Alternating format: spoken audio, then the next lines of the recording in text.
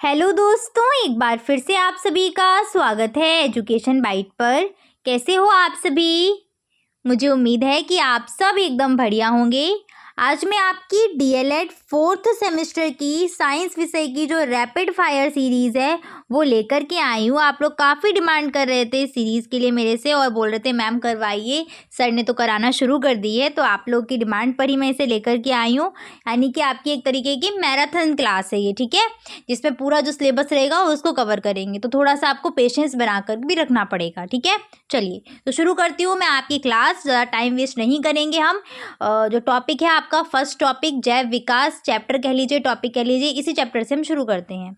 जैव विकास क्या होता है, ये क्वेश्चन आपके लिए इंपॉर्टेंट बनेगा, पूछा भी जा चुका है 2021 में, तो इसको आपको ध्यान में रखना है। जैव विकास, जैव मीन्स जीव जंतु, विकास मीन्स क्या होता है, विकास, यानी कि जीव जंतुओं का विकास ही क्या कहलाता है, जैव विकास।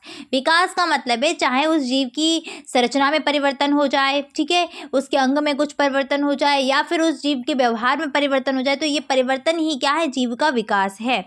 जैव विकास की मूल परिकल्पना जीवों के परिवर्तन से संबंधित है। जीवों में होने वाले क्रमिक विकास को ही क्या बोलते हैं, जैव विकास को बोलते हैं। और ये विकास या ये परिवर्तन क्यों होता है, तो ये परिवर्तन होता है पर्यावरण की वजह से। यानी कि पर्यावरण में परिवर्तन के कारण जीवों की आनुवांशिक संरचना या उनके व्यवहार या उनकी स्थिति में जब परिवर्तन आएगा तो वही परिवर्तन कहलाता है जैव विकास, ठीक है। पर्यावरण की वजह से जो जीवों में परिवर्तन होगा वो होगा क्या, जैव विकास, ठीक। नेक्स्ट पॉइंट है जैव विकास के प्रमाण क्या है, यानी कि ऐसे कुछ पॉइंट्स बताइए जिससे पता चले कि वास्तविकता में जीवों का विकास हुआ है। तो उसके लिए अलग अलग वैज्ञानिकों ने अलग अलग मत दिए हुए हैं, ठीक है। पहला, जैसे किसी वैज्ञानिक ने बोला ये कि अवशेषी अंग। अवशेषी अंग का मतलब क्या है कि कुछ ऐसे अंग मनुष्य में जो पहले हुआ करते थे अब मौजूद नहीं है, तो जो अब मौजूद नहीं है लेकिन उसका कुछ ना कुछ अवशेष बचा हुआ है, और उस अवशेष को देखते हुए बता दिया कि भाई पहले ये अंग होता था। जैसे पूंछ है, तो पूंछ तो अब नहीं रह गई, लेकिन वहाँ पर जहाँ पूंछ जहाँ से निकली होती थी वहाँ पर आपकी एक हड्डी या वो पाई जाती है, जिससे पता लगता है कि हाँ यहाँ से पूंछ पहले थी, तो यानी कि विकास हुआ है, ठीक है। इस प्रकार से दूसरा प्रमाण है पूर्वजता, तीसरा है आनुवंशिकी के आधार पर, और चौथा है जीवाश्म विज्ञान। इन सभी के आधार पर हमें पता चला है कि जैव विकास हुआ है। आगे आते हैं, ये इतना इम्पोर्टेंट नहीं है, इम्पोर्टेंट है आपका जैव विकास के सिद्धांत, ठीक है। 2021 में पूछा गया था कि जैव विकास के सिद्धांत के नाम लिखिएगा। जैव विकास के कौन कौन से सिद्धांत हैं, तो लैमार्कवाद, डार्विनवाद, नवडार्विनवाद और उत्परिवर्तनवाद, ये तीनों ही क्या है, जैव विकास के सिद्धांत हैं, जिसमें तीन आपके काफ़ी इंपॉर्टेंट है। पहला उत्परिवर्तनवाद, लैमार्कवाद और डार्विनवाद। नवडार्विनवाद से इतने क्वेश्चन नहीं आते हैं। हम शुरू करेंगे लैमार्कवाद से कि लैमार्कवाद क्या है, 2020 में पूछा गया था ये। तो डी लैमार्क ने सर्वप्रथम जैव विकास का सिद्धांत प्रस्तुत किया था, वही कहलाता है क्या, लैमार्कवाद। और उनके विकास के सिद्धांत को हम दूसरे नाम से भी जानते हैं, वो क्या है, उपार्जित लक्षणों की वंशागति, ठीक है। दो नाम है, अगर पूछे लैमार्कवाद किसने दिया, लैमार्क ने दिया, और पूछा जाए उपार्जित लक्षणों की वंशागति का सिद्धांत किसने दिया, तो भाई ये सिद्धांत भी लैमार्क ने ही दिया हुआ है, ठीक है। यानी कि दोनों एक ही सिद्धांत है, लैमार्कवाद और उपार्जित लक्षणों की वंशागति, ठीक है। नेक्स्ट आते हैं, लैमार्क की पुस्तक का नाम क्या है, तो लैमार्क की पुस्तक का नाम है फिलॉसफी जूलॉजी, ठीक है। इसी पुस्तक में इन्होंने जो लैमार्कवाद है उसका वर्णन किया हुआ है। लैमार्कवाद के सिद्धांत की विशेषताएं क्या हैं, ये इंपॉर्टेंट बन जाती हैं, और इन्हीं पॉइंट से भी क्वेश्चन ऑब्जेक्टिव में पूछ लिया जाता है, ठीक है। तो पहली विशेषता है वातावरण का सीधा प्रभाव, यानी कि वातावरण सीधा जीव जंतु को प्रभावित करेगा। अनुकूलन की प्रवृत्ति, उसके बाद जब वो प्रभावित करता है वातावरण तो जीव जंतु क्या करते हैं, उनकी हर एक जीव में अनुकूलन की प्रवृत्ति होती है, उस माहौल में, उस वातावरण में रहने की जो क्षमता है, या मतलब जैसे मान लो सर्दी का मौसम है और गर्म वातावरण में कोई था और एकदम से सर्दी आ गई, तो अपने आप को वो ढाल लेंगे उस माहौल में, ठीक है। तो अनुकूलन की प्रवृत्ति होती है। अंगों का उपयोग व अनुपयोग, इसके नेक्स्ट पॉइंट है। और फोर्थ है उपार्जित लक्षणों की वंशागति। कहने का मतलब है कि वातावरण हमें सीधे इफेक्ट करेगा, उसके बाद जो भी वातावरण में चीज़ें बदल रही हैं उस हिसाब से जो व्यक्ति है या मनुष्य है या जीव जंतु है अपने आप को अनुकूलित करेंगे। ठीक है, उस अनुकूलन में क्या होता है, कुछ अंगों का उपयोग करते हैं, कुछ का नहीं करते हैं। जो जिनका उपयोग नहीं करते हैं वो क्या होते हैं, विलुप्त हो जाते हैं एक टाइम पर आकर के। ठीक है, और उसके बाद जो भी आपका नया लक्षण आता है वही है उपार्जित लक्षणों की वंशागति। तो क्वेश्चन आपसे ऐसे पूछ लेते कि उपार्जित लक्षणों की वंशागति किसका दिया गया है, तो लेमार्क का दिया गया है। 2 बार आया हुआ है ये क्वेश्चन 2021 22 और 20 दोनों में। ठीक है, वही सब कुछ यहाँ लिखा हुआ है। सभी जीवों पर वातावरण में होने वाले बदलाव का प्रभाव पड़ता है, जिस कारण उनकी संरचना और स्वभाव दोनों ही बदल जाते हैं। इसके बाद आती है अनुकूलन की प्रवृत्ति। सभी जीवों में अपने आप को वातावरण में अनुकूलन बनाने की एक प्रवृत्ति पाई जाती है कि वो उस वातावरण में क्या है, आराम से सर्वाइव कर पाएंगे। ठीक है, अगर उसको जीवित रहना है तो उसको कहीं ना कहीं खुद को बदलना पड़ेगा, खुद की शरीर की संरचना को बदलना पड़ेगा, और यही कहलाता है अनुकूलन। ठीक है ना, अगर वो नहीं बदलेगा तो कहीं ना कहीं क्या है, उसका अस्तित्व समाप्त हो जाएगा आकर के। इसके बाद आते हैं अंगों का उपयोग व अनुपयोग। तो वातावरण के प्रभाव के कारण अधिक उपयोग करने वाला जो अंग है वो अधिक विकसित हो जाता है, और कम उपयोग करने वाला अंग जो है वो लुप्त हो जाता है। और इन लुप्त अंग को ही हम क्या बोलते हैं, अवशेषी अंग। जैसे मनुष्यों में क्या है, पूंछ अब नहीं पाई जाती। ऐसे कर्ण पल्लव पेशियां, क्योंकि कान पहले क्या होते थे, बड़े बड़े हुआ करते थे। जानवरों के आपने देखे हैं ना, कान कितने बड़े बड़े होते थे और उनको हिलाने के लिए वो काम आती थी। अब तो भाई मनुष्यों के कान छोटे छोटे होते हैं, वो तो हिलाते नहीं है जानवरों की तरह। तो अब वो जो पेशियां हैं बस वहाँ अवशेष बचा हुआ है उनका, पहले हुआ करती थी। ठीक है, तो ये अवशेषी अंग है। और इसके बाद है उपार्जित लक्षणों की वंशागति। तो इसमें क्या होता है कि जीवों में आवश्यकताओं के कारण नवीन अंगों की उत्पत्ति हो जाती है, और इसी अंग की उत्पत्ति को हम बोलते क्या है, इस अंग को क्या बोलते हैं, उपार्जित अंग बोलते हैं। शरीर जिन अंग का उपयोग सबसे अधिक करता है उनको वो विकसित होंगे, और तथा जिनका उपयोग कम करता है वो उनके फलस्वरूप धीरे धीरे क्या होगा, उसके अंदर कोई ना कोई परिवर्तन आएगा, और वही परिवर्तन पीढ़ी दर पीढ़ी चलता रहेगा। ठीक है, जैसे जिराफ का एग्जाम्पल दिया था। हाँ, जिराफ ने धीरे धीरे क्या हुआ, ऊंचे करके खाता रहा, पेड़ पौधे जब नष्ट हो गए तो उसने अपनी गर्दन का अधिक उपयोग किया, तो उसकी गर्दन क्या हो गई, लंबी हो गई। बट जब यूज़ करना बंद किया, जैसे मनुष्यों ने पूंछ का इस्तेमाल करना बंद कर दिया, तो वो क्या हो गया, धीरे धीरे पूंछ लुप्त हो गई। तो इनका कहने का मतलब यही था कि जिस अंग का उपयोग करते हैं वो अधिक विकसित होगा, जिसका उपयोग नहीं करेंगे वो लुप्त हो जाएगा आकर के एक टाइम पर। ठीक है, और इस लुप्त और विकसित होने के फलस्वरूप जो भी चीज़ आपकी बनेगी वो एक पीढ़ी से दूसरी पीढ़ी में क्या होगी, ट्रांसफर होती रहेगी। जैसे किसी के तो पहले पूंछ हुआ करती होगी, उसकी जब बंद हो गई निकलना तो धीरे धीरे अगली पीढ़ियों में क्या हुआ, पूंछ धीरे धीरे समाप्त हो गई है। ठीक है, तो अंत में कुछ भी जीव जो नए बन कर के आएंगे वो जीव क्या होगा, पैतृक जीवों से अलग होंगे। ठीक है, पहले ही यानी कि हमारे जो पैतृक लोग थे, यानी कि जिनके हम वंशज हैं, आदि मानव को अगर देख लो तो क्या होते थे, सभी के पास पूंछ वगैरह पाई जाती थी, अब नहीं होती है। ठीक है, बहुत पहले की मैं बात कर रही हूँ कि हम लोग क्यों क्या माना जाता है, हमारा विकास किससे हुआ है, बंदरों से हुआ है, ऐसा माना जाता है। ठीक है, लेमार्क के सिद्धांत के उदाहरण जिराफ और सर्प हैं। सर्प का ये था कि सर्प के पैर पाए जाते थे, बट उसको चलने में जब दिक्कत होती थी झाड़ियों आड़ियों में चलने में, तो धीरे धीरे जब उसने यूज़ करना बंद कर दिया तो पैर सारे के सारे क्या हो गए, लुप्त हो गए। अब आते हैं लेमार्कवाद की आलोचना। भाई जो सिद्धांत देता है तो उसकी आलोचना तो करी ही जाती है। तो आलोचना ये की गई कि पहलवान की पेशियाँ तो विकसित होती हैं, तो अगर पीढ़ी दर पीढ़ी ट्रांसफ़र हो रहा है तो पहलवान के पुत्र में वो चीज़ें क्यों नहीं आ रही हैं अपने पिता से। पहली आलोचना ये थी। दूसरी आलोचना थी, अंधे माता पिता की संतान अंधी नहीं होती है। ठीक है, ऐसा ज़रूरी नहीं कि अंधे माता पिता की संतान अंधी ही हो। इसके बाद तीसरा था, भारत में बालिकाओं और ये वाला पॉइंट तो आप इसे समझ सकते हो अच्छे से कि जो बच्चियां होती हैं भारत में उनके नाक और कान बहुत बचपन में ही उनको छेद दिया जाता है। बट ऐसा नहीं है कि अगली जब बच्ची का जन्म होगा तो उसके नाक और कान पहले से ही छिदे हुए आएंगे, नहीं आते हैं ना। तो ये भी क्या है, आलोचना में ही आएगा। और फोर्थ पॉइंट है, बीजमैन ने एक प्रयोग किया था, बीजमैन नामक वैज्ञानिक ने।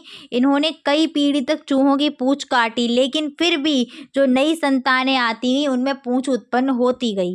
ठीक है, समाप्त नहीं हुई, समाप्त तो दूर, उस पूंछ की लंबाई तक कम नहीं हुई थी। तो ये सब आलोचनाएं की गई थी लेमार्कवाद की। इसके बाद आए थे भाई डार्विन वैज्ञानिक, और डार्विन वैज्ञानिक ने अपना सिद्धांत दिया, डार्विन का सिद्धांत। ये सिद्धांत भी आपके लिए बहुत ज़्यादा इंपॉर्टेंट रहेगा। तैयार करिएगा इसको। किसने दिया था? तो ये सिद्धांत दिया था चार्ल्स डार्विन ने। जैव विकास की प्रक्रिया को समझाने के लिए एक सिद्धांत प्रस्तुत किया था जिसको हम बोलते हैं प्राकृतिक वर्ण का सिद्धांत या फिर डार्विनवाद। ठीक है, प्राकृतिक वर्ण का सिद्धांत बोलेंगे या क्या बोलेंगे? डार्विनवाद बोलेंगे। जैसे लैमार्कवाद के सिद्धांत को दूसरे किस नाम से जानते हैं? उपार्जित लक्षणों की वंशागति का सिद्धांत किसने दिया? तो लैमार्क ने दिया था। आगे बढ़ते हैं, और लैमार्क की पुस्तक का नाम जल्दी से कमेंट में टाइप करिएगा।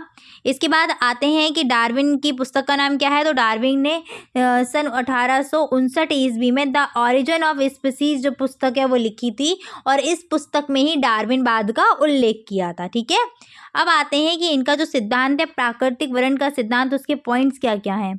तो पहला उसमें पॉइंट्स है जीवों में संतानोत्पत्ति की प्रचुर मात्रा पाई जाती है, प्रचुर क्षमता पाई जाती है, यानी कि अपने अपने समान जीव को उत्पन्न करने की हर एक जीव में क्षमता होती है। ठीक है, इसके बाद जीवन संघर्ष, उन संतानों में भी जीवन संघर्ष चलता रहता है, यानी कि आसपास जो भी होंगे उन सब जीवों में आपस में संघर्ष चलता रहेगा।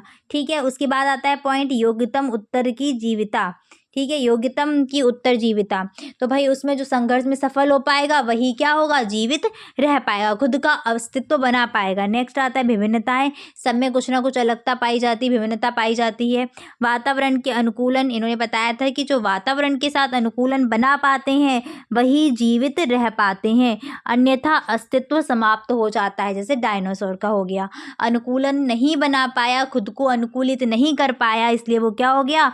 बिल्कुल ही लुप्त हो गया। ठीक है, नई जातियों की उत्पत्ति, और ये सब परिवर्तन के बाद नई जातियां जो उत्पन्न होती हैं उनमें नए गुण आ जाते हैं। ठीक है, देख लेते हैं फटाफट से इसको भी।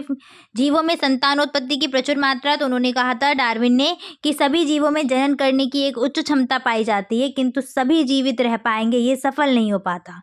ठीक है ना, मतलब आप एक मछली ने 100 अंडे दिए तो ज़रूरी नहीं है कि वो 100 अंडों से मछलियां बनेगी ही बनेगी, सारे जीवित रह पाए ये सफल नहीं है। जीवन संघर्ष, जीवों को अपना अस्तित्व बनाए रखने के लिए जन्म के बाद कई संघर्षों से गुजरना पड़ता है। ये संघर्ष एक जीव का दूसरे जीव से हो सकता है, जैसे चूहे का है तो चूहे का संघर्ष चूहे के साथ भी हो सकता है, या चूहे का संघर्ष और किसी अन्य जीव के साथ भी हो सकता है। ठीक है, तो जो संघर्ष हैं वो 3 प्रकार के हैं आपके। सजातीय संघर्ष यानी कि उसी जाति के जीवों में होगा, अंतरजातीय संघर्ष यानी कि एक जाति का दूसरी जाति के साथ, जैसे मेढक का सर्प के साथ आप संघर्ष समझ सकते हो। ठीक है, और वातावरणीय संघर्ष होता है जो पर्यावरण के साथ सबको झेलना पड़ता है। ठीक है, आगे आते हैं योग्यतम की उत्तरजीविता। डार्विन ने बताया कि जीवन संघर्ष में वे ही जीव सफल हो पाते हैं जो स्वयं को वातावरण के प्रति निरंतर बदल रहे हैं, यानी कि वातावरण में जो भी परिवर्तन हो रहा है उस परिवर्तन को एक्सेप्ट कर रहे हैं और खुद को बदल रहे हैं, वही जीव इसमें जीवित रह पाएंगे, बाकी के क्या होगा? खत्म हो जाएंगे, यानी कि मर जाएंगे। विभिन्नताएं क्या होती हैं? तो सभी जीव में कुछ ना कुछ भिन्नता पाई जाती है, जिससे क्या है कि प्रत्येक जीव का संघर्ष भी एक जीव से अलग होता है। जैसे चूहे का और सर्प में अलग अलग भिन्नता पाई जा रही है, तो दोनों का संघर्ष भी अलग अलग होगा। वातावरण से अनुकूलन, तो जो जीव स्वयं को पर्यावरण के अनुकूल बना लेते हैं वही जीवित रह पाएंगे, जिसमें अनुकूलन की क्षमता नहीं होगी वो उनकी पूरी की पूरी जाति नष्ट हो जाती, जैसे डायनासोर का मैंने एग्जाम्पल दिया था। नेक्स्ट आते हैं नई जातियों की उत्पत्ति, तो जीवों में उत्पन्न विभिन्नताएं एक पीढ़ी से दूसरी पीढ़ी में वंशागत होती रहती हैं, जिससे क्या होगा? जो नए जीव आएंगे वो अपने पहले वाले जीव से कुछ ना कुछ तो अलग होंगे ही होंगे, और एक टाइम पर बिल्कुल ही अलग प्रतीत होने लगेंगे। आते हैं डार्विनवाद की आलोचना। भाई इनकी भी आलोचना की गई थी, इनके सिद्धांत के फिर आया था नव डार्विनवाद। तो डार्विनवाद की आलोचना क्या की गई थी? इन्होंने म्यूटेशन की थ्योरी पर प्रकाश नहीं डाला था। म्यूटेशन क्या होता है? जस्ट अभी उत्परिवर्तनवाद का सिद्धांत आएगा जो आपका ह्यूगो डी ब्रीज का, वहाँ मैं क्लियर कर दूंगी। इसके बाद अवशेषी अंगों की उपस्थिति पर कोई ध्यान नहीं दिया। ठीक है, कुछ अंग ऐसे थे ना, अवशेषी अंग उपस्थित थे अनुपस्थित थे, कुछ तो बदलाव हुआ था ना, पूंछ अगर नष्ट हुई थी या जिराफ की गर्दन लंबी हुई है, तो कुछ कुछ चीज़ें हुई है ना, उनको सही से एक्सप्लेन नहीं किया। ठीक है, दैहिक व जनन कोशिकाओं की विभिन्नताओं में कोई अंतर नहीं बताया इन्होंने। योग्यतम उत्तरजीविता के कारण को स्पष्ट किया पर उत्पत्ति को स्पष्ट नहीं किया। ठीक है, उन्होंने कारण तो बता दिए कि क्या क्या चीज़ें होती हैं, कैसे कैसे संघर्ष होता है, ये सारी उत्पत्तियां बता दी हैं। ठीक, सॉरी, स्पष्ट कारण स्पष्ट कर दिया, लेकिन ये नहीं बताया कि संघर्ष कहाँ से जन्म लेता है, क्यों जन्म लेता है। ठीक है, नव डार्विनवाद की बात करें तो ये इतना इम्पोर्टेंट नहीं है, बस रफली आप देख सकते हैं इसको। बीजमैन, जूलियन हक्सले और आपके हेल्डेन आदि ने डार्विनवाद को ही संशोधित करके नव डार्विनवाद का सिद्धांत प्रस्तुत किया था। नव डार्विनवाद के अनुसार किसी जाति पर कई कारकों का प्रभाव पड़ता है जिससे नई जातियां बनती। ऐसा नहीं कि बस एक ही कारक इफेक्ट कर रहा, नहीं। पहला विविधता, उत्परिवर्तन, प्राकृतिक वर्ण, लैंगिक पृथक्करण, ये सारी की सारी चीज़ें कहीं ना कहीं क्या करती हैं, एक जीव को प्रभावित करती हैं। उसके बाद जो नया जीव बनता है उसमें कहीं ना कहीं हमें परिवर्तन देखने को मिलेगा। ठीक है, अब आते हैं उत्परिवर्तनवाद पर। उत्परिवर्तनवाद को हम बोलते हैं म्यूटेशन थ्योरी। 2017 में पूछी गई थी और ये भी आपकी जैव विकास के चैप्टर की इम्पोर्टेंट है। ठीक है, ये जो आपकी उत्परिवर्तन जो बाद है का सिद्धांत है, ये किसने दिया था, तो ये दिया था ह्यूगो डी ब्रीज ने। किसने दिया है, ह्यूगो डी ब्रीज ने। ठीक है, उपार्जित लक्षणों की वंशागति का सिद्धांत किसने दिया है, लेमार्कवाद ने। प्राकृतिक वर्ण का सिद्धांत किसने दिया, बहुत पूछा जाता है कि प्राकृतिक वर्ण का सिद्धांत किसने दिया, या इनमें से निम्नलिखित में से कौन सा डार्विन का सिद्धांत है, तो वो है आपका प्राकृतिक वर्ण का सिद्धांत। ठीक है, ये जो ह्यूगो डी ब्रीज थे, इन्होंने सबसे पहले इवनिंग प्राइमरोज जो पौधा है उसमें उत्परिवर्तन देखा, कि ये देखा कि इवनिंग प्राइमरोज के पौधे से कुछ ऐसे ऐसे पौधे भी उत्पन्न हो गए हैं जो भिन्न लक्षणों वाले हैं। ठीक है, जो इवनिंग प्राइमरोज का पौधा था उससे कुछ ऐसी प्रजातियां भी उत्पन्न हो रही हैं जो अपने पूर्वज से, यानी कि जिस पौधे से उत्पन्न हुई हैं उससे क्या हैं, अलग हैं। ठीक है, अलग लक्षण वाली हैं। अब आते हैं उत्परिवर्तन क्या होता है, तो उत्परिवर्तन का मतलब है जीवों के लक्षणों में आकस्मिक रूप से होने वाली वंशागत भिन्नता को ही उत्परिवर्तन बोलते हैं। अर्थात किसी जाति के लक्षणों में अचानक वंशागत परिवर्तन आ जाना ही क्या है, उत्परिवर्तन। ठीक है, किसमें, जाति के लक्षणों में अचानक से कोई अगर अचानक से कैसा परिवर्तन, वंशागत परिवर्तन आ जाता है तो वो कहलाता है म्यूटेशन या फिर उत्परिवर्तन। आगे आते हैं, उत्परिवर्तन के तथ्य क्या हैं, तो ह्यूगो डी ब्रीज के अनुसार नई स्पीसीज का उद्भव सूक्ष्म परिवर्तनों के संचय एवं उनके प्राकृतिक वर्ण द्वारा नहीं होता, बल्कि एक वंश में पूरी तरह से निर्मित नए लक्षणों के अचानक प्रकट होने से होता है। ह्यूगो डी ब्रीज ने कहा था कि ऐसा नहीं कि नई जो स्पीसीज अगर बन रही है, नई प्रजातियां अगर उत्पन्न हो रही हैं तो केवल एक सूक्ष्म परिवर्तन हो गया और वो संचित हो गया, उससे नहीं, बल्कि और ऐसा नहीं कि हमने अनुकूलन किया या प्रकृति से कुछ वर्ण किया तभी हुआ हो, नहीं। ये जो लक्षण है, ये जो उत्पन्न होता है, ये उसके वंश में पूरी तरह से जो नए लक्षण है वो अचानक से ही प्रकट होंगे। ऐसा नहीं कि हाँ परिवर्तन हो क्या आ रहा है ना, अचानक से ही प्रकट होगा, फिर वो पीढ़ी दर पीढ़ी क्या होगा, ट्रांसफर होता रहेगा। ठीक है, उत्परिवर्तन का मतलब है अचानक से परिवर्तन हो जाना, तो ये इन्होंने एक्सप्लेन किया था। उत्परिवर्तन प्रायः अनिश्चित होता है, उत्परिवर्तन जनन द्रव्य में होता है, उत्परिवर्तन लाभदायक, हानिकारक या निरर्थक भी हो सकता है, और उत्परिवर्तन जो है वो बहुत कम समय के लिए होता है। ठीक है, और ये जो उत्परिवर्तन है ना, ये उत्परिवर्तन ही बाद में क्या बन जाता है, प्राकृतिक वर्ण। उन्होंने ये कहा कि अचानक से कोई लक्षण उत्पन्न हो जाएगा, अचानक से कोई परिवर्तन हो जाएगा और वो परिवर्तन एक पीढ़ी से दूसरी पीढ़ी चला जाएगा। ठीक है, ये बोलना चाह रहे थे आपके ह्यूगो डी ब्रीज। चलिए आगे बढ़ते हैं, अगला क्या है, अवशेषी अंग। अवशेषी अंग क्या होते हैं, तो जीव जंतुओं या प्राणियों के शरीर में कुछ अंग पाए जाते हैं जो शरीर के लिए अनावश्यक होते हैं, अर्थात जिनका कोई विशेष कार्य नहीं होता, उसको बोलते हैं अवशेषी अंग। ठीक है, शरीर में इनकी उपस्थिति से यह पता लगता है कि ये अंग कभी ना कभी यहाँ पर हुआ करते थे हमारे पूर्वजों में, लेकिन फिलहाल नहीं है, और पूर्वज जो थे हमारे वो इनका उपयोग करते थे, धीरे धीरे करना बंद कर दिया उन्होंने, इसलिए ये नष्ट हो गए हैं। ठीक है, तो अवशेषी अंग होते क्या हैं, तो अवशेषी अंग ऐसे अंग होते हैं जो पहले कभी ना कभी हमारे शरीर में उपस्थित थे, लेकिन जब हमने उनका कम उपयोग किया तो धीरे धीरे क्या हो गए, वे लुप्त हो गए, नष्ट हो गए। ठीक है, मनुष्य में अवशेषी अंग थे कौन कौन से, तो मनुष्य में अवशेषी अंग था पूंछ, ठीक है। मनुष्य में पूँछ नहीं पाई जाती है फिलहाल तो, लेकिन इनके पूर्वजों में पाई जाती थी। और पूँछ न होने के कारण भी जहाँ कशेरुक दंड खत्म होता है वहाँ पर अर्ध विकसित कशेरुकाएँ पाई जाती हैं। जहाँ आपका मेरुदंड खत्म होगा ना नीचे, वहाँ पर अभी भी अर्ध विकसित कोशिकाएँ पाई जाती हैं, और वही कोशिकाएँ ये बताती हैं कि पहले पूँछ हुआ करती थी। ऐसे ही आपकी अक्लदाड़ बहुत लोग की निकली होगी, बहुतों की नहीं निकली होगी। तो मनुष्य में तीसरा मोलर जो क्रियाशील नहीं होता है उसी को बोलते हैं अक्लदाड़। परंतु अन्य प्राइमेट्स स्तनियों में ये सामान्य है। जो बाकी के आपके स्तनधारी जीव हैं उनमें तो अक्लदाड़ निकल आती है, बट मनुष्यों में क्या है, अब ये बहुत कम देखने को मिलती है, और अगर निकलेगी तो ये 17 वर्ष के बाद ही निकलती है। ठीक है। और ऐसा ज़रूरी भी नहीं है कि सारे मनुष्यों में भाई निकले ही निकले, और ऐसा भी ज़रूरी नहीं है कि जिस मनुष्य में नहीं निकलेगी उसमें अक्ल नहीं होगी। ठीक है ना, ये सारी की सारी फिजूल की चीज़ें हैं।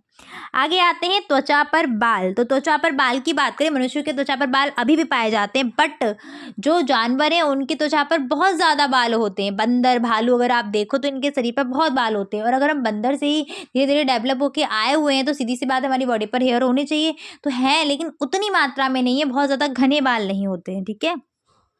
बंदर, भालू, घोड़ा आदि जानवरों के शरीर पर बहुत घने बाल होते हैं जो ताप को नियंत्रित करने में आवश्यक हैं।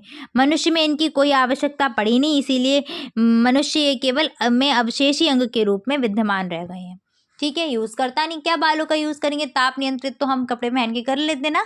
हाँ, तो जब हमें ज़रूरत ही नहीं है, और जानवरों को ज़रूरत पड़ती है क्यों, क्योंकि उनको मतलब अगर वातावरण बदल रहा है, सर्दी गर्मी एकदम चेंज हो रहा है, तो वो कहीं ना कहीं कहाँ से सेट करते हैं अपने शरीर का टेम्परेचर, बाल से, या उनकी स्किन ऐसी होती है इस वजह से। तो सीधी सी बात है उनके बाल लंबे होंगे, और हमारे जो हाथ पैरों पे होते हैं यानी कि वो बहुत छोटे छोटे होते हैं, एक अवशेषी अंग के रूप में है। इसके बाद है क्रमरूप परिशेषिका। ठीक है, अपेंडिक्स जिसको बोलते हैं। ये जो थी ये स्तनधारी जंतुओं में पाई जाती थी। कैसे? शाकाहारी स्तनधारी जंतुओं में, क्योंकि सेलुलोज होता है आपका शाक में, और जो लोग सेलुलोज खाते हैं, सेलुलोज पचाने के लिए आपकी ये होती थी। ठीक है।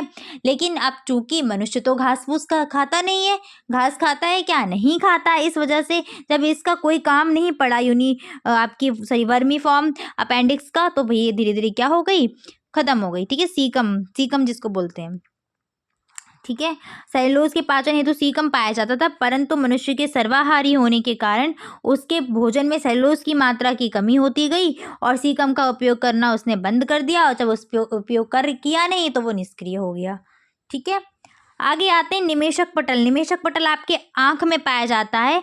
आंख के भीतर एक अर्धचंद्राकार लाल रंग की पतली झिल्ली होती है, उसी को निमेशक पटल कहते हैं। जैसे ये आपकी आंख है, और यहाँ पर आपने देखा होगा हल्की हल्की नी वो आपको गुलाबी गुलाबी सी दिखाई देती है ना, वही आपका निमेशक पटल है। ये जो जलीय जीव होते हैं उनमें पाया जाता है, जैसे मेढक वगैरह है ना, उन्हीं में पाया जाता है ये। हमारे अंदर इसका कोई काम है नहीं, तो ये खत्म हो गया है, विलुप्त हो गया। कर्णपल्लव पेशियाँ जो मैंने आपको समझा दी थी अभी, कि जब स्तनधारी या कोई भी जीव होते थे उनके कान बड़े बड़े होते थे, और उनको हिलाने के लिए ये पेशियाँ जरूरी होती थी, परंतु मनुष्य में अब ये क्या रह गई, एक अविशेषी अंग के रूप में रह गई, क्योंकि मनुष्य अपने कान हिलाता डुलाता नहीं, वो इतने से तो कान ही होते हैं उसके, क्या बेचारा हिला पाएगा। ठीक है ना। अब गाय भैंस के कान देखो कितने बड़े बड़े होते हैं कान। अन्य जंतुओं के अवशेषी अंग देख लो, अवशेषी पंख, व्हेल में पश्चपाद पाए जाते हैं, घोड़े के पैरों में स्प्लिंट अस्थियां, ये सारे के सारे इन अन्य अन्य जो जानवर दिए इनके अवशेषी अंग हैं। इसके बाद आते हैं हम सबसे इम्पॉर्टेंट टॉपिक पर, समजात और समरूप अंग। बहुत इम्पॉर्टेंट रहने वाला है, क्योंकि ये जो क्वेश्चन है आपका वो सेपरेट पूछ लेते हैं कि समजात अंग किसे कहते हैं, समरूपी अंग किसे कहते हैं, तो इसलिए तो समजात अंग देखो किसे कहते हैं, 2020 में पूछा गया था। जीवों के शरीर के वे अंग जो उत्पत्ति व रचना में समान होते हैं लेकिन कार्यों में भिन्न भिन्न होते हैं, उसको हम कहते हैं समजात अंग। यानी कि क्या कहेंगे कि ऐसे अंग जो उत्पत्ति और रचना में समान है लेकिन अलग अलग काम करेंगे, वो कहलाते हैं समजात अंग। जैसे मनुष्य का हाथ और कुत्ते के जो आगे के पैर है, दोनों क्या है, उत्पत्ति और रचना में तो समान है लेकिन काम अलग अलग कर रहे हैं। ठीक है ना। हम हाथों से कुछ अलग काम करते हैं, कुत्ते अपने आगे के हाथों से अलग काम वो चलने में प्रयोग करते हैं। ऐसी कशेरुकी जंतु के आगे के पैर और मछली के पंख। मछली के पंख क्या तैरने में सहायक हैं, कशेरुकी के जो पैर होते हैं वो चलने में सहायक होते हैं। ठीक है। तो यही समझात अंग कि जिनकी संरचना जब देखी जाएगी ना तो उनकी उत्पत्ति और संरचना, हड्डी वगैरह ये सब चीज़ें क्या है, सेम है, लेकिन काम अलग अलग करेंगे। समरूपी अंग इसके उल्टे होते हैं। अच्छा, समजात अंग से जो समानता होती है वो समानता कहलाती है समजातता। ठीक है, होमोलॉगी बोलते हैं। समरूप अंग ऐसे अंग होते हैं जो उत्पत्ति व रचना में क्या होंगे, अलग अलग होंगे। ठीक है, उनकी संरचना अगर आप देखेंगे माइक्रोस्कोप से तो अलग अलग होगी, लेकिन काम करने में क्या होंगे, समान होंगे, काम सेम सेम करेंगे, वो कहलाते हैं समरूपी अंग। जैसे कीट पतंगों के पंख देखो और पक्षियों के पंख देखो, दोनों ही उड़ने में सहायता देते हैं, बट क्या है, संरचना अलग अलग है। कीट बहुत छोटा होता है उसके पंख की संरचना, और एक पक्षी के पंख की संरचना बहुत अलग अलग है। ठीक है, तो उत्पत्ति में तो समान है लेकिन कार्य करने में अलग अलग है, इसीलिए क्या है, समरूप अंग है। समरूप अंग की समानता ही समरूपता कहलाती है। ठीक है, नोट करके मैंने हाईलाइट करके बस इसीलिए लिखा था ताकि आप गड़बड़ बिल्कुल भी ना करें इसको। रचना में समान, कार्य में अलग, तो क्या हो जाएंगे, समजात। रचना में अलग और कार्य में समान, तो क्या हो जाएंगे, समरूप अंग। इसके बाद आते हैं पारिस्थितिकी तंत्र पर। पारिस्थितिकी तंत्र और पारिस्थितिकी, इकोलॉजी एंड इकोसिस्टम। ठीक है, इकोलॉजी जो शब्द था इसका प्रयोग सर्वप्रथम अर्नस्ट हैकल ने किया था, और ये जो अर्नस्ट हैकल थे एक प्राणी विज्ञान शास्त्री थे, वनस्पति शास्त्री। तो इन सब पे बहस कभी मत किया करो, जैसे बहुत से बच्चे करते हैं ना कि ये ऐसे थे, वनस्पति शास्त्री थे या जीव विज्ञानी थे, तो भाई इतना डीप क्वेश्चन नहीं पूछता है। इस लेवल पे तो डीएलएड पे तो नहीं पूछेगा कि वनस्पति शास्त्री थे या जीव विज्ञान थे या प्राणी विज्ञान थे, क्या थे। ठीक है, तो ऐसा भी नहीं है कि एक आदमी अगर एक ही डिपार्टमेंट में गया तो दोबारा उसमें दूसरे में नहीं जा सकता। ठीक, तो इन चीज़ों पे बहस नहीं करनी है। ठीक है, चलो अब ये जो आपका इकोलॉजी वर्ड था ये आया कहाँ से था, तो ये आया था ऑक्योलॉजी से। ठीक है, और ये इसमें देखो, इसमें ऑकस होता है आपका जिसका मतलब होता है घर, और लॉगस का मतलब होता है स्टडी यानी कि घर का अध्ययन, तो उससे मिलकर के आपका इकोलॉजी बना हुआ है। इकोलॉजी को हिंदी में पारिस्थितिकी कहते हैं, और पारिस्थितिकी को सर्वप्रथम परिभाषित करने का श्रेय जो दिया जाता है वो देते हैं अर्नस्ट हैकल को। किसको देते हैं, अर्नस्ट हैकल को देते हैं। जब आप टेट वगैरह का एग्ज़ाम दोगे ना जाके अभी आगे, सभी देंगे। ठीक है, जब आपने बीटीसी किया है तो जाहिर सी बात है टेट का एग्ज़ाम तो आप ज़रूर देंगे। वैसे चाहे आप किसी के भी एग्ज़ाम की प्रिपरेशन करते रहो, और मैं आप सबको बस यही सलाह दूंगी कि अगर आप में इतनी एबिलिटी है तो टीचिंग तो करो, जब वैकेंसी आती है बिल्कुल करिएगा, और अगर नहीं आ रही हैं तो बहुत से भी ऑप्शंस आपको ऐसे मिलेंगे आगे देखने को, आप कहीं ना कहीं ज़रूर ट्राई करिए। ठीक है, और जब टीचिंग का है तो वहाँ ट्राई कर लीजिएगा। लेकिन अभी क्या है, जब आपको जैसे जो भी आप तैयारी कर रहे हैं, जिस किसी भी एग्ज़ाम की कर रहे हैं, उसको मन से करिएगा। ठीक है, क्योंकि ये चीज़ें ऐसे आपने डीएलएड में जो भी पढ़ा हुआ है कहीं ना कहीं आपको बहुत ज़्यादा हेल्प करेगा टेट में जा करके। ये पारिस की जो आपको यहाँ देखने को मिला पूरा का पूरा आपको वहाँ ईवीएस में पढ़ना पड़ेगा। ठीक है, और ईवीएस वहाँ 30 मार्क्स की आती है, तो ऐसा नहीं कि पढ़ लोगे तो बेकार हो जाती है, पढ़ाई कभी बेकार नहीं होती है। ठीक है ना, ज्ञान कभी व्यर्थ नहीं जाता। आगे आते हैं पारिस्थितिकी किसे कहते हैं, तो देखो जीव विज्ञान की एक शाखा जिसमें वातावरण और जीव समुदाय के पारस्परिक संबंध का अध्ययन किया जाता है वो कहलाता है पारिस्थितिकी। यानी कि एक ऐसी शाखा जिसमें आसपास का पर्यावरण और उसमें रहने वाले सारे जीव जंतुओं का मिलजुल के अध्ययन होगा, वो होगा पारिस्थितिकी। ठीक है, पारिस्थितिकी तंत्र किसे कहते हैं, 2017 में पूछा गया था क्वेश्चन। ठीक है, और ये देखो यहाँ से 3-4 क्वेश्चन बन जाते हैं, किसने नाम दिया, ठीक है, क्या इसकी परिभाषा आपको 2 नंबर में लिखने को आ सकती है, ऐसे क्वेश्चन आते हैं। तो ये जो पारिस्थितिकी तंत्र शब्द का प्रयोग है सबसे पहले एजी टॉन्सले ने किया था 1935 ईस्वी में। किसने किया है, एजी टॉन्सले ने। पारिस्थितिकी इकोलॉजी का किया था किसने, अर्नस्ट हैकल ने। पारिस्थितिकी तंत्र वातावरण के सभी कारकों जैविक व अजैविक के संपूर्ण संतुलन के फलस्वरूप बनी एक पद्धति है। पारिस्थितिकी जो तंत्र है वो है क्या, वातावरण, साथ साथ इस वातावरण में रहने वाली सभी चीज़ें, जैविक अजैविक, अजैविक और जैविक, इसमें आपके देखो मनुष्य हो गए, जीव जंतु हो गए, इनके साथ साथ भूमि, जल, पानी, मिट्टी, सब कुछ मिला करके जो भी चीज़ें हैं ये सब का जब मेल जोल रहेगा और इनका जब संतुलन रहेगा उसी को हम बोलते हैं क्या, पारिस्थितिकी तंत्र। ठीक है, टेलर के अनुसार डेफिनेशन क्या बनी हुई है, टेलर की डेफिनेशन इंपॉर्टेंट है, कभी कभी पूछ लेते हैं कि यह कथन किसका है। तो पारिस्थितिकी प्राणियों के उन सभी संबंधों को कहते हैं जो उनके संपूर्ण पर्यावरण में रहते हैं। ठीक है ना, मतलब प्राणी का उसके पर्यावरण के साथ जो भी संबंध है वही कहलाएगा क्या, पारिस्थितिकी। पारिस्थितिकी तंत्र के कार्य क्या क्या हैं? फंक्शन ऑफ इकोसिस्टम, खाद्य पदार्थों का चक्रण, ठीक है, यानी कि जैसे पेड़ पौधों से खाना किसको पहुंचता है, जो छोटे आपके प्राथमिक स्तर के होते हैं, उसके बाद आपके आगे बढ़ेगा द्वितीय स्तर में, फिर तृतीय स्तर में, इस तरीके से आगे, यानी कि खाने का फूड का चक्रण चलता रहता है इसमें। उसके बाद ऊर्जा प्रवाह की दर तथा शोषण क्रिया की दर का निर्धारण। जब भाई खाना आप किसी दूसरे से लोगे, पेड़ से खाना लिया किसी प्राथमिक उपभोक्ता ने, प्राथमिक के बाद द्वितीय के पास आया, तो ऊर्जा भी ट्रांसफर होती रहेगी, ठीक है। आगे आते हैं पारिस्थितिकी तंत्र के घटक।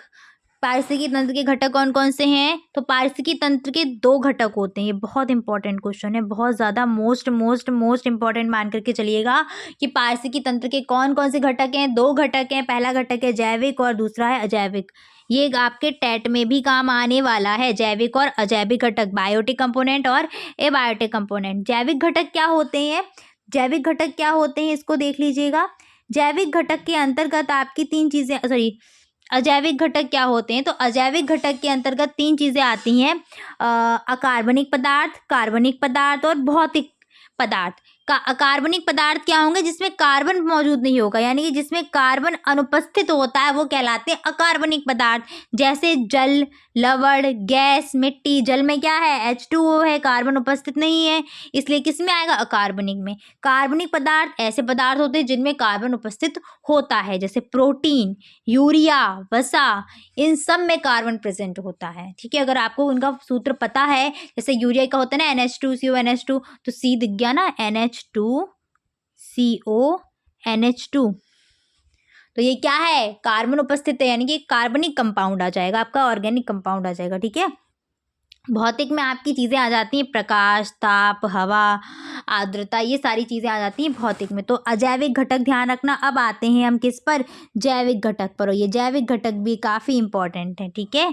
जैविक घटक भी सेम 3 ही प्रकार के होते हैं, जिसमें पहला आता है उत्पादक, दूसरा उपभोक्ता और तीसरा अपघटक। उत्पादक का मतलब है बनाने वाला, या फिर आप बोल सकते हो आसानी से उत्पन्न करने वाला। खाना कौन उत्पन्न करता है हमारे उसमें? सिर्फ और सिर्फ खाना उत्पन्न करने वाले, यानी कि अपना खाना खुद बनाने वाले कौन है? पौधे हैं, पेड़ पौधे, हरे पेड़ पौधे। उपभोक्ता जो इन हरे पेड़ पौधों का उपभोग करेगा, किसी दूसरे से खाना लेने वाला होगा। और अपघटक जो होते हैं वो प्रकृति के मेहतर बोले जाते हैं, यानी कि जो भी सड़ी गली चीज़ें होती हैं उनको डिकम्पोज करने का काम करते हैं। कौन? अपघटक। क्लियर? आगे बढ़ते हैं। उत्पादक क्या है? उत्पादक जो अपना भोजन स्वयं बनाते हैं उत्पादक कहलाते हैं। इनको स्वपोषी भी बोलते हैं। और स्वपोषी क्या है? हरे पेड़ पौधे और साथ साथ शैवाल। शैवाल भी स्वपोषी है। और ये जो है, आप जब एग्जाम देंगे ना जूनियर एडिट वगैरह का, अगर कभी देना हो 6 to 8 का, तो वहाँ पर ये टॉपिक बहुत इंपॉर्टेंट हो जाता है। और शैवाल खासकर वहाँ बहुत पूछे जाते हैं, ठीक है। नीलहरित शैवाल वगैरह, इनके अलग नाम होते हैं, उस टाइप से। उपभोक्ता पर आते हैं। उपभोक्ता क्या होते हैं? तो वे जीवधारी जो अपना भोजन प्राथमिक उत्पादों से प्राप्त करेंगे, ठीक है ना। प्राथमिक उत्पाद यानी कि क्या बोलते हैं,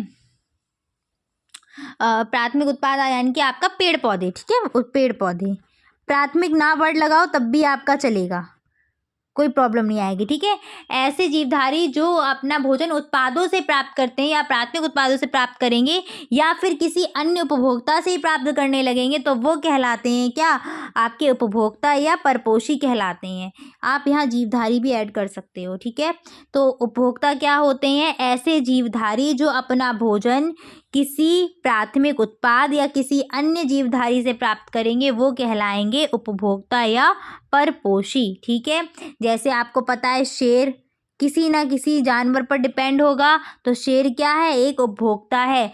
मनुष्य किसी ना किसी पर तो डिपेंड है, पेड़ पौधों पर भी है, और जो अपना ये कहते हैं मांस का सेवन करते हैं, तो वो किसी मतलब जीव पर भी डिपेंड है, तो सीधी सी बात है वो उपभोक्ता के अंतर्गत आएंगे। उपभोक्ता को निम्नलिखित प्रकार से बांटा गया है। पहला है प्राथमिक उपभोक्ता, दूसरा द्वितीयक उपभोक्ता, तीसरा तृतीयक उपभोक्ता, और चौथा है आपका सर्वोच्च उपभोक्ता, ठीक है। प्राथमिक उपभोक्ता क्या होते हैं? तो प्राथमिक उपभोक्ता में ऐसे जीव आते हैं जो किसका सेवन करेंगे? केवल हरे पेड़ पौधे का। और प्राथमिक उत्पादक यानी कि केवल हरे पेड़ पौधे जो खाएंगे, वो आपके कौन है? प्राथमिक उपभोक्ता हैं, और वो शाकाहारी भी कहे जाते हैं, ठीक है। अब इसमें कौन कौन से आते हैं, तो इसमें गाय आती है, बकरी, हिरन, खरगोश, टिड्डा, चूहा। ये अगर आप देख पाओ तो केवल और केवल क्या खाते हैं, घास फूस ही खाते हैं, हरे पेड़ पौधों को ही खाते हैं। इसके बाद आते हैं द्वितीयक उपभोक्ता। द्वितीयक उपभोक्ता ऐसे जीवधारी होते हैं जो अपना भोजन प्राथमिक उपभोक्ता से प्राप्त करेगा, यानी कि प्रथम श्रेणी के उपभोक्ता से प्राप्त करेगा। कहने का मतलब है शाकाहारियों को जो खा लेते हैं वो कहलाते हैं क्या, द्वितीयक उपभोक्ता। जैसे मेढक, बिल्ली, भेड़िया, लोमड़ी, ये सब क्या है, द्वितीयक उपभोक्ता। जैसे टिड्डा है ना, टिड्डा को कौन खा लेता है, मेढक खा लेता है। फिर आते हैं तृतीयक उपभोक्ता पर। तृतीय उपभोक्ता ऐसे उपभोक्ता होते हैं जो द्वितीय श्रेणी के उपभोक्ताओं को खा लेते हैं, द्वितीय श्रेणी के उपभोक्ताओं से अपना भोजन प्राप्त कर लेते हैं, वो कहलाते हैं तृतीयक उपभोक्ता, यानी कि टर्सरी कंज्यूमर। जैसे कि सांप किसको खाता है, मेढक को, ठीक है। उच्च उपभोक्ता, टॉप कंज्यूमर, इसमें ऐसे जीव आते हैं जो सभी यानी कि तीनों श्रेणी के उपभोक्ताओं का भक्षण कर लेते हैं, जैसे कि शेर और चीता। तो ये आपके आ जाएंगे उच्च उपभोक्ता में। अपघटक क्या होते हैं, अपघटक को डिकम्पोजर बोलते हैं, और इसके अंतर्गत आते हैं आपके बैक्टीरिया यानी कि सूक्ष्म जीव। तो सूक्ष्म जीव जो मृत उत्पादक व उपभोक्ताओं को अजैविक घटकों में तोड़ते हैं, यानी कि अर्थात कार्बनिक पदार्थों को सड़ा गला देते हैं, मिट्टी में मिक्स कर देते हैं, वो कहलाते हैं क्या, अपघटककर्ता। या फिर इनको हमने एक नाम और दिया है क्या, प्रकृति का महत्व, कि इस महतर, ठीक है, प्रकृति का महतर इसलिए नाम दिया क्योंकि ये साफ सफाई का काम भी करते हैं, ठीक है। मृतोपजीवी कवक और जीवाणु यानी कि बैक्टीरिया किसके अंतर्गत आते हैं, अपघटक के अंतर्गत आते हैं, ठीक है। अपघटककर्ता मृत पौधों व जंतुओं का अपघटन करके प्रकृति को साफ करते हैं, इसीलिए इन्हें प्रकृति का महतर यानी कि स्कैवेंजर भी कहा जाता है। कभी कभी ऐसे ही लिखे आ जाता है स्कैवेंजर, ठीक है, ऐसा है ना, इसलिए नाम आपको दोनों याद करना। और ये भी क्वेश्चन टेट के लिए बहुत इंपॉर्टेंट है, पूछा जाता है कि स्कैवेंजर्स में कौन है, तो जीवाणु आपके और मृतोपजीवी कवक आते हैं, क्योंकि ये क्या करते हैं, डिकम्पोज करने का काम करते हैं, ठीक है। खाद्य श्रृंखला, भाई मोस्ट इंपॉर्टेंट आ गया आपका। यही क्वेश्चंस हैं जो एग्जाम में पूछे जाते हैं, ठीक है ना, क्वेश्चन यही है आपके, और कहाँ से क्वेश्चन आएंगे। खाद्य श्रृंखला यानी कि फूड चेन किसे कहते हैं, 16, 19, 22 देख पा रहे हो, 3 बार आया हुआ है। कभी कभार आपकी खाद्य श्रृंखला आ जाती, नहीं तो आपकी क्या, फूड वेब आ जाती है, ठीक है ना। चलो देखते हैं खाद्य श्रृंखला क्या होती है। नेक्स्ट देखते हैं आपके, हम आते हैं खाद्य श्रृंखला पर। पारिस्थितिकी तंत्र में जीव जंतु जो हैं वो भोजन के लिए क्या रहेंगे, एक दूसरे पर डिपेंड रहते हैं, ठीक है, खाने के लिए एक दूसरे पर डिपेंड रहेंगे। तो इसी जब ये एक दूसरे पर डिपेंड रहते हैं तो कहीं ना कहीं एक चेन बनती जाती है आपकी, और वही चेन कहलाती है क्या, फूड चेन। तो पारिस्थितिकी तंत्र में जीव भोजन के लिए एक दूसरे पर निर्भर रहते हैं, जिससे एक श्रृंखला या चेन बन जाती है, और यही श्रृंखला कहलाती है खाद्य श्रृंखला। जीव भोजन के आधार पर एक क्रमबद्ध तरीके से या एक क्रमबद्ध चेन में आपकी एक सीक्वेंस में जुड़े होंगे, और वही जो सीक्वेंस होगा वही होगा क्या, फूड चेन या खाद्य श्रृंखला। जैसे यहाँ पर आप एग्जाम्पल से समझिएगा। पहला एग्जाम्पल है घास के मैदान का। घास के मैदान में देखो, घास को कौन खाता है, हिरन खाता है, और हिरन को कौन खा लेता है, शेर। घास है आपका उत्पादक, क्योंकि हरा है, हरे पेड़ पौधे में आती है, अपना भोजन स्वयं बनाती है, ये एक उत्पादक है। हिरन घास को खा रहा है, यानी कि एक प्राथमिक उपभोक्ता हुआ, आप बोल सकते हो शाकाहारी है। और शेर किसको खा रहा है, हिरन को खा रहा है, तो शेर यहाँ पर क्या बन जाएगा, द्वितीयक उपभोक्ता बन जाएगा, ठीक है। दूसरा हम घास के मैदान का देखते हैं कि घास को किसने खाया, टिड्डे ने खाया, ठीक है। तो घास तो उत्पादक है भाई, क्योंकि हरा पेड़ पौधा है, टिड्डे ने खाया, टिड्डा बन गया आपका प्राथमिक उपभोक्ता।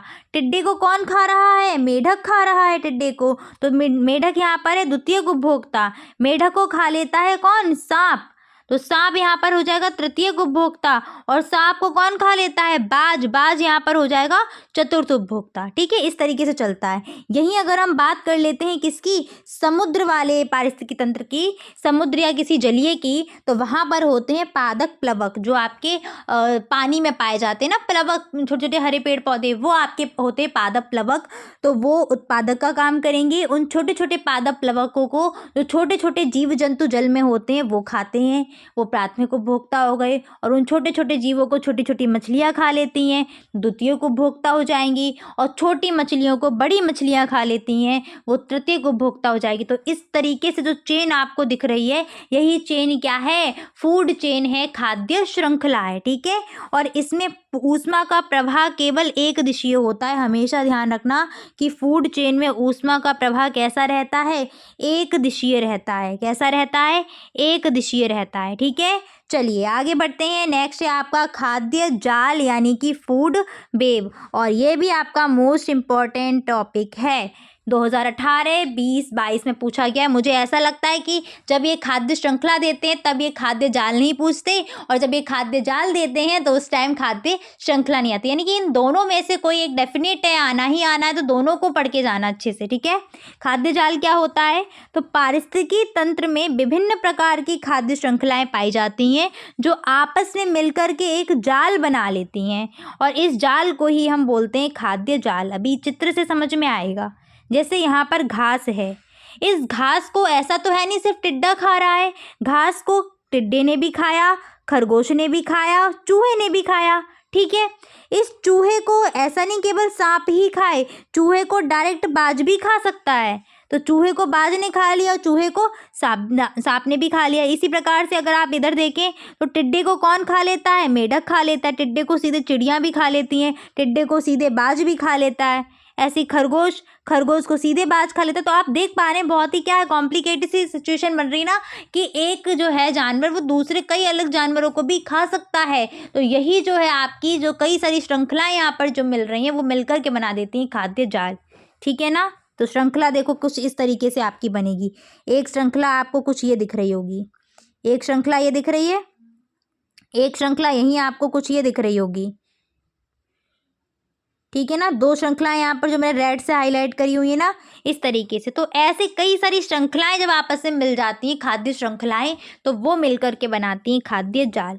यहाँ नीचे मैंने सेपरेट लिखा भी है आपका, घास खाए चूहा ने, चूहा को सांप खाता है, सांप को खा लिया बाज ने। नेक्स्ट आपकी बनी थी घास को किसने खाया, चूहे ने, चूहे को डायरेक्ट खा लिया बाज ने। ऐसे घास को फिर खरगोश ने खाया, खरगोश को बाज ने खा लिया। तो इस तरीके से ये चीज़ें आप देख सकते हैं। अब आते हैं खाद्य जाल में ऊर्जा का प्रवाह कैसा होता है। तो खाद्य जाल में ऊर्जा का प्रवाह होता है बहुदिशीय या फिर बहुपथीय। और खाद्य श्रृंखला में कैसा होता है, तो खाद्य श्रृंखला में ऊर्जा का प्रवाह रहता है एक दिशीय। कैसा रहता है, एक दिशीय। आगे बढ़ते हैं, अगला टॉपिक क्या है आपका, पारिस्थितिकी पिरामिड। पारिस्थितिकी पिरामिड की बात करते हैं तो ये क्या होते हैं, उत्पादक उपभोक्ताओं की संख्या, जीवभार व ऊर्जा के बीच जो संबंधों की गणना है। अच्छा, एक चीज़ यहाँ पर मैंने आपको शायद बताई नहीं है, ऊर्जा का जो प्रवाह रहता है वो 10% रूल पर काम करता है। ठीक है, 10% नियम का आपका ऊर्जा का नियम है। अभी किसने दिया है ये नाम, मुझे याद अभी तो नहीं आ रहा है। ऊर्जा का नियम 10% वाला किसने दिया है, मैं आपको अभी आगे ये बता दूंगी। ठीक है, चलिए तो आगे बढ़ते हैं पारिस्थितिकी पिरामिड पर।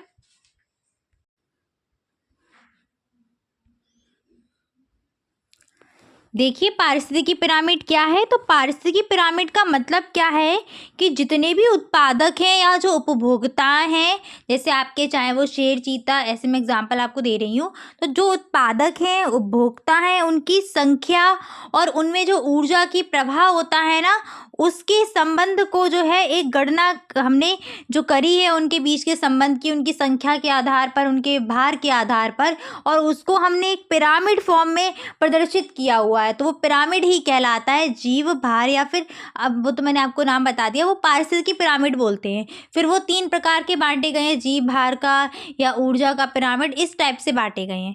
तो पिरामिड है क्या, एक तरीके का पिरामिड जो है आपका, वो उत्पादक, उपभोक्ता, इनकी संख्या, इनका भार, इनके बीच में जो ऊर्जा का ट्रांसफ़र होता है वो किस तरीके से होता है, उस पूरे के पूरे संबंध की जो गणना है वो हमने एक पिरामिड में करी हुई है। और वही पिरामिड क्या है हमारा, पारिस्थितिकी पिरामिड कहलाता है। पारिस्थितिकी पिरामिड जो है वो 3 प्रकार के होते हैं। पहला है जीव संख्या का पिरामिड, जिसमें संख्या का हमने गणना करी हुई है। ठीक है, फिर है आपका जीव भार का पिरामिड, जिसकी गणना हमने जीव भार के आधार पर करी हुई है, वेट के आधार पर करी हुई है।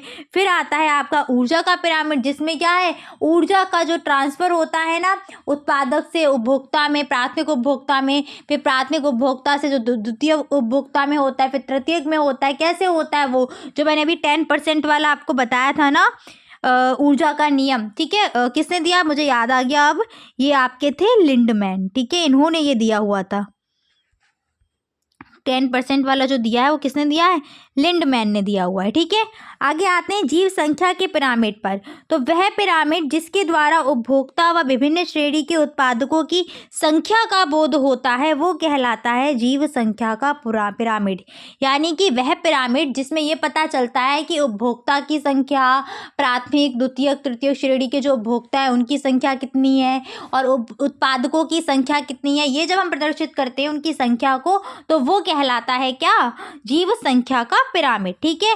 और ये जो पिरामिड है आपका आपको सभी में देखने को मिलेगा। आपका जो घास यानी कि स्थल वाला अलग होता है, तालाब या फिर समुद्र वाले अलग पिरामिड होते हैं। तो ये जो अभी आपका बना हुआ है ये घास क्षेत्र का पिरामिड बना हुआ है। किसका, घास क्षेत्र। घास क्षेत्र में देखो या नीचे देखिए, सबसे ज़्यादा मात्रा आपको नीचे किसकी दिख रही है, उत्पादक की दिख रही है। यानी कि घास क्षेत्र में सबसे ज़्यादा संख्या किसकी होती है, उत्पादक की होती है, यानी कि हरे पेड़ पौधों की। उसके बाद संख्या में सर्वाधिक कौन पाए जाते हैं, प्राथमिक उपभोक्ता।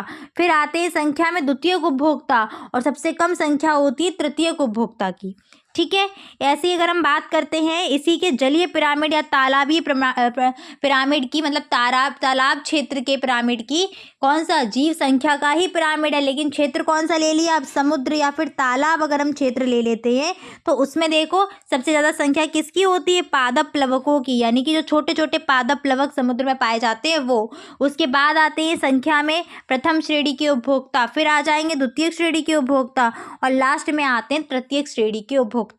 कौन सा पिरामिड था, जीव संख्या का पिरामिड था, ठीक है। इस चीज को बस ध्यान रखना। आगे आते हैं जीव भार का पिरामिड। इस पिरामिड के द्वारा पारिस्थितिकी तंत्र के प्राथमिक उत्पादों व विभिन्न श्रेणी के उपभोक्ताओं के भार के संबंध को दर्शाया जाता है। इसमें भार दिखाया जाएगा, इसीलिए इसको हम बोलते हैं जीव भार का पिरामिड। देखिएगा, घास स्थल का और जलीय स्तर का पिरामिड। भार का मतलब क्या है, वेट, वजन, ठीक है।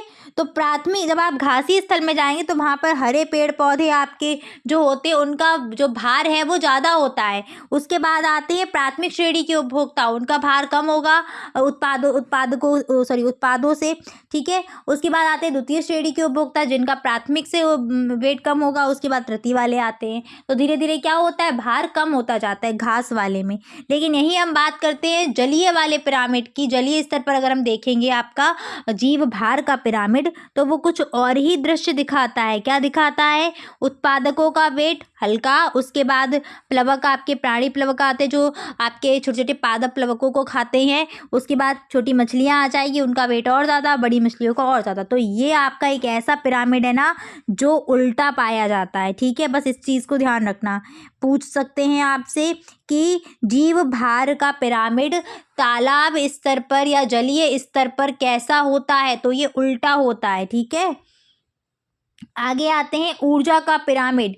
ऊर्जा का पिरामिड देखिए क्या है, पिरामिड जो पारिस्थितिकी तंत्र के विभिन्न पोषण स्तरों में उपयोग में लाई गई कुल ऊर्जा को दर्शाता है, वो कहलाता है ऊर्जा का पिरामिड। तो ऊर्जा का पिरामिड देखो, चाहे कोई सा भी स्थल हो ये हमेशा सीधा ही रहता है। उत्पादक हरे पेड़ पौधे होते हैं, यहाँ से ऊर्जा ट्रांसफर होती है प्राथमिक उपभोक्ता में, प्राथमिक उपभोक्ता से जाती है द्वितीयक उपभोक्ता में और द्वितीयक उपभोक्ता से जाती है तृतीयक उपभोक्ता में। कितनी कितनी जाती है, केवल 10% ही ऊर्जा जाती है।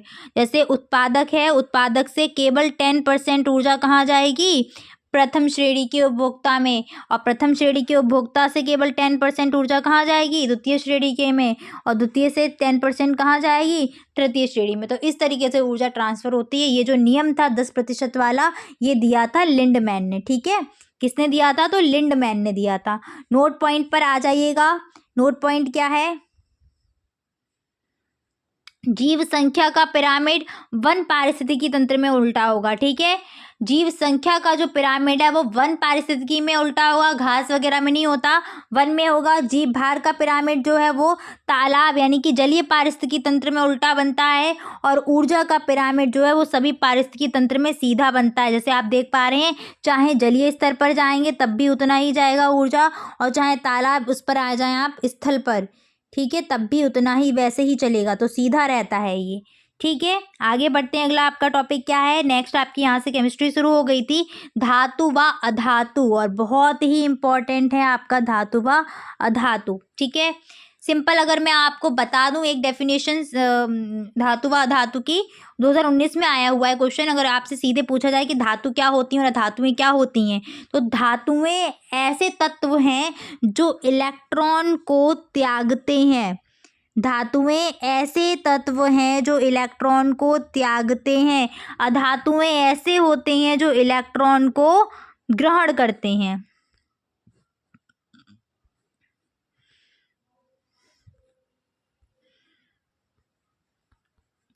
जो इलेक्ट्रॉन को क्या करते हैं? ग्रहण करते हैं, वो होती हैं अधातुएं। ठीक है, ये बेसिक है आपका। इसके बाद आते हैं इनके कुछ लक्षण हैं धातुओं के। धातुएं अपारदर्शी होते हैं, जबकि अधातुएं पारदर्शी, अपारदर्शी, अल्प पारदर्शी तीनों होती हैं।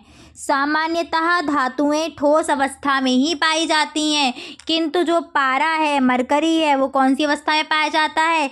वो द्रव अवस्था में पाया जाता है। अगर हम उसको रूम टेम्परेचर पर देखें तो द्रव अवस्था में होगा। ठीक है, और जो आपकी अधातुएं होती हैं वो तीनों अवस्था में पाई जाती हैं, ठोस अवस्था में भी, द्रव में भी और गैस में भी। ठोस अवस्था में अधातुओं के नाम है आपके गंधक और सल्फर। द्रव अवस्था में कौन सी धातु पाई जाती है? तो वो है ब्रोमीन। गैस अवस्था में पाया जाता है आपकी ऑक्सीजन। ऑक्सीजन एक अधातु है। ठीक है, ऐसी क्लोरीन भी आपकी गैस में अवस्था में पाई जाती है। इसके बाद जो धातुएं होती हैं वो ऊष्मा की सुचालक होती हैं, जबकि अधातुएं ऊष्मा या विद्युत की कुचालक होती हैं। ठीक है, ऊष्मा विद्युत दोनों की। धातुएं तो सुचालक हैं बट अधातुएं कुचालक हैं।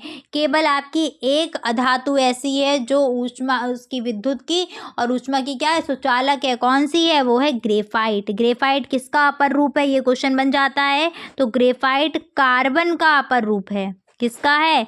कार्बन का अपर रूप है। यह आपने थर्ड सेमेस्टर में पढ़ा हुआ है, पूरा वहाँ कार्बन दिया गया था टॉपिक। इसके बाद आते हैं तन्यता का गुण। धातुओं में तन्यता का गुण पाया जाता है, अधातुओं में तन्यता का गुण नहीं पाया जाता है। तन्यता का मतलब होता है तार बनाना। ठीक है, धातुओं में से तार बना सकते हैं, अधातुओं में से नहीं बना सकते। जैसे आप देखो कॉपर के वायर आते हैं, ऐसे आप गोल्ड देखो, गोल्ड का भी तार निकाल सकते हो आप। कोई भी धातु होगी तार जरूर निकल आएगा, लेकिन अधातु से नहीं निकलेगा। आघात वर्धनीयता का गुण धातुओं में पाया जाता है, अधातुओं में नहीं पाया जाता। आघात वर्धनीयता होती क्या है? तो आघात करने पर टूटे ना, बल्कि क्या हो? चादर बन जाए। हमने उस पर चोट मारी, धातु को हमने पीटा, तो वो टूटेगी नहीं, सीधे सीधे क्या होगा? अब चादर बनने लगेगी, पतली पतली होने लगेगी। बट कोई धातु ले और उसको आपने तोड़ा, तो अगर उस पर आघात किया तो कहीं ना कहीं वो पाउडर फॉर्म में आने लगेगी। अच्छा, कुछ धातुएं ऐसी हैं जो बहुत सॉफ्ट होती हैं, वो यहाँ पर नहीं आई। वो कुछ अपवाद तो आपके सभी में रहेंगे। ठीक है, इसके बाद आते हैं भंगुरता। भंगुरता का गुण क्या होता है? भंगुरता जो है वो धातुओं में नहीं पाई जाती है और अधातुओं में पाई जाती है। भंगुरता का मतलब है कि हमने उसको चोट किया और वो पाउडर फॉर्म में आ जाएगी, वो होती है भंगुरता। ठीक है, तो धातुएं भंगुर नहीं होती हैं, धातु भंगुर नहीं होती हैं, अधातु भंगुर होती हैं। ठीक है, धातुओं से देखो मिश्र धातु बनाई जाती है। मिश्र धातु आपकी धातु में अधातु मिला करके भी बना देते हैं हम। ठीक है, मिश्र धातु बन जाती है, लेकिन अधातुओं से मिश्र धातु नहीं बनती। आप कहो कि दो अधातुएं हमने मिला दी आपस में और मिश्र धातु बन जाए, वो पॉसिबल नहीं है। मिश्र अधातु नहीं बनती। ठीक है, विशेष चमक पाई जाती है धातुओं में, और जबकि धातुएं होती हैं इनमें कोई विशेष चमक नहीं पाई जाती, केवल एक को छोड़कर। क्या? हीरा। हीरा का जो है चमकीला है, और क्या है? हीरा भी कार्बन का ही अपर रूप है, जैसे ग्रेफाइट था। ठीक है, कार्बन का अपर रूप है, कार्बन का अपर रूप। और हीरा प्रकृति का प्राकृतिक रूप से अगर आपको कोई भी ठोस पदार्थ अगर आप देखेंगे तो सबसे ठोस पदार्थ क्या है, सबसे कठोर हीरा है। ठीक है, धातु सब में मिलाकर सबसे कठोर पदार्थ क्या है, हीरा है। इसके बाद आते हैं धातुएं टकराने पर ध्वनि उत्पन्न करती हैं, धातुएं नहीं करती हैं। गलनांक व क्वथनांक भी धातुओं का उच्च होता है और जबकि इनका कम होता है, निम्न होता है।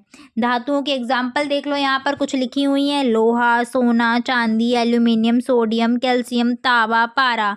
कुछ के यहाँ मैं सिंबल लिख देती हूँ, एल्यूमिनियम का AL, चांदी का AG, सोना का AU, लोहे का होता है FE। पता नहीं कब क्या पूछ लें, ठीक है ना, ये आपकी जनरल साइंस की चीज़ें हैं। सोडियम का सिंबल होता है Na, सोडियम का सिंबल है Na, कैल्शियम का Ca, तांबे का होता है Cu और पारा का आपका होता है Hg। ठीक है, ये पारे का सिंबल है, मरकरी भी बोलते हैं पारा को।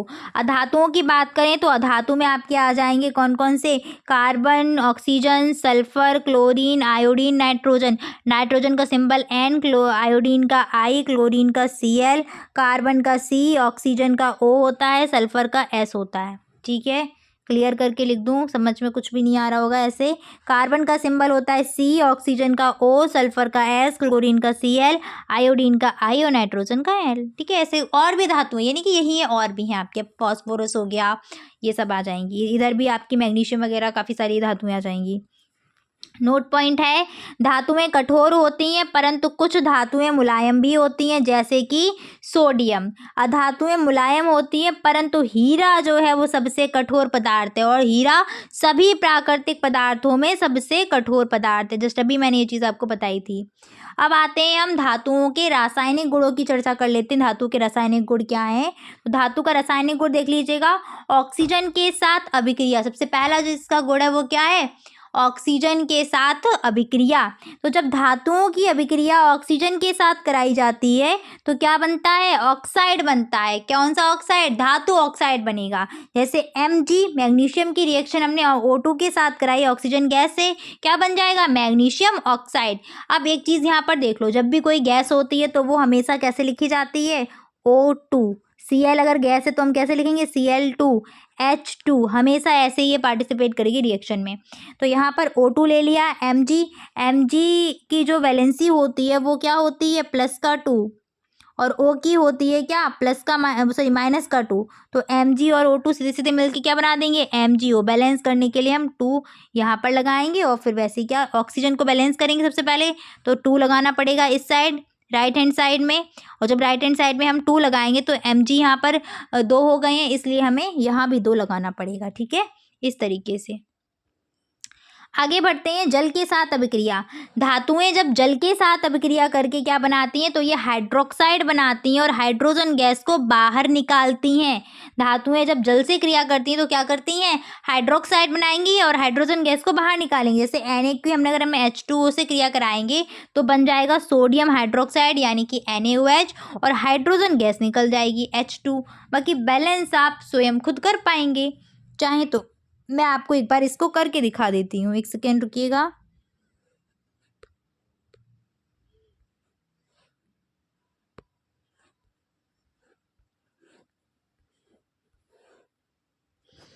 जैसे यहाँ पर आप ले लीजिएगा, क्या Na हमने लिया था और किसके साथ, सॉरी हाँ, Na हमने धातु ली थी, किसके साथ क्रिया करानी थी, H2O के साथ।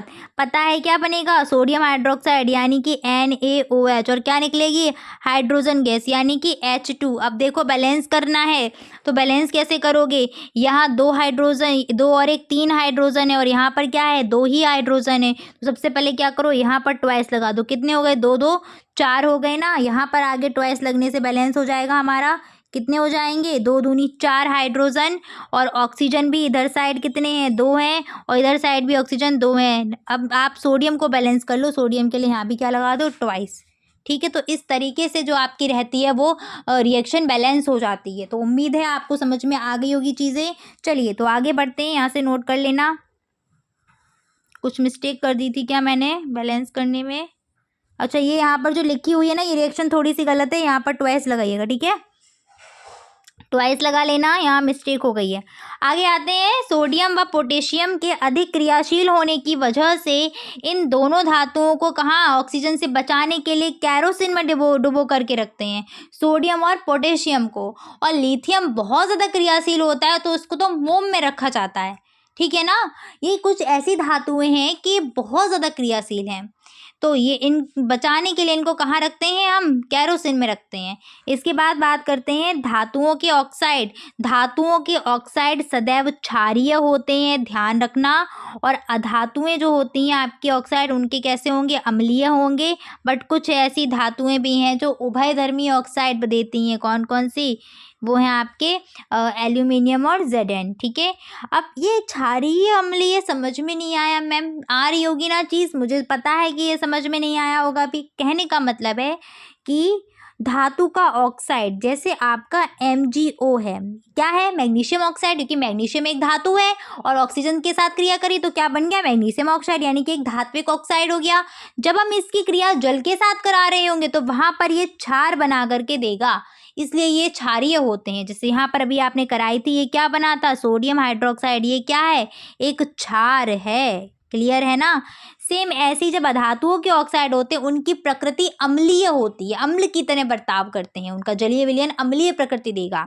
एल्यूमिनियम और Zn के जो ऑक्साइड होते हैं वो उभयधर्मी प्रकृति देते हैं, यानी कि वो आपकी अम्लीय प्रकृति भी देंगे और क्षारीय प्रकृति भी देंगे, इसलिए ये उभयधर्मी ऑक्साइड है। और ये पूछे भी जाते हैं आपसे कि एल्यूमिनियम का ऑक्साइड प्रकृति में कैसा होता है, तो उभयधर्मी होता है। और धातु के ऑक्साइड प्रकृति में कैसे होते हैं, तो क्षारीय होते हैं, बहुत कंफ्यूज करता है ये।